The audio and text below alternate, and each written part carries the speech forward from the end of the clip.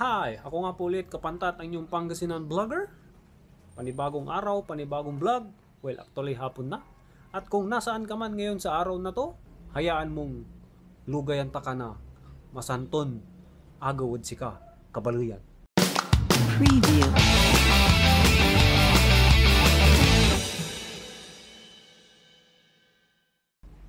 So ayun, what's up mga Kapantat? Andito naman tayo, panibagong vlog. At magbibigay tayo ng mga Pangasinan word na halos hindi na nagagamit ng mga katayadang yaugugaw. Dahil halos ang ginagamit nila ay Tagalog o kaya wikang Ingles. At ang mga gumagamit lang to ng mga salitang ibibigay ko ngayon, may masasabi nating mga senior citizen, narito ang mga ilang salita na aking ibabahagi sa inyo ngayong araw. Pag may taong nagpapasalamat, naririnig ko madalas noon ang sinasabi ng mga matatanda, ng mga magulang ko, ng mga tsuhin ko, tsahin. Sinasabi nila is, ang gapoy wala. Or in English, ang ibig sabihin nun ay, don't mention it. At meron pang mga ibang salita na aking ibabahagi na talagang halos hindi na naggamit. Especially pag may babatiin ka ng good morning, good afternoon, good evening.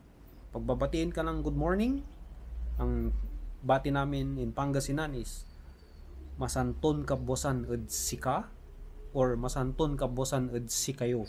Pero yung iba ginagamit nila is masantos ya kabosan ed sikayo. Masantos ya kabosan ed sika. Pag good afternoon naman is masanton ngarem ed sikayo. Masantos yang arum udsi kayo. Siyempre at pagdating ng gabi, alam naman natin na masanton labi udsi kayo or masantos ya labi udsi kayo. We use the word sika pag isa lang yung tao. We use the word sikayo pag madami sila. We use the word sikayo hindi lang dahil sa marami sila.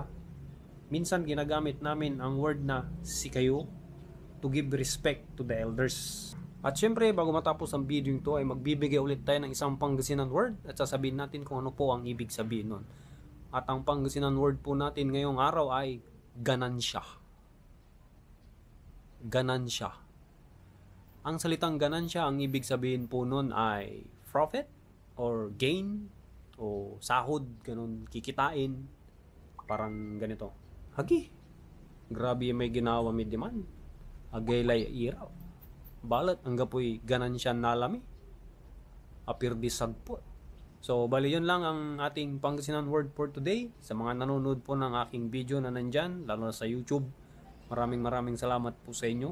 Mag-comment naman po kayo para alam ko kung sino po kayo. At sa mga nanonood din dito sa Facebook page ko yun, maraming salamat po. At muli, shoutout kay Councilor Urbano de Los Angeles III ng Binmali, Pangasinan. Maraming salamat sa pagperam ng libro sa akin. Yan. Shoutout sa iyo, Counselor. Rock and roll!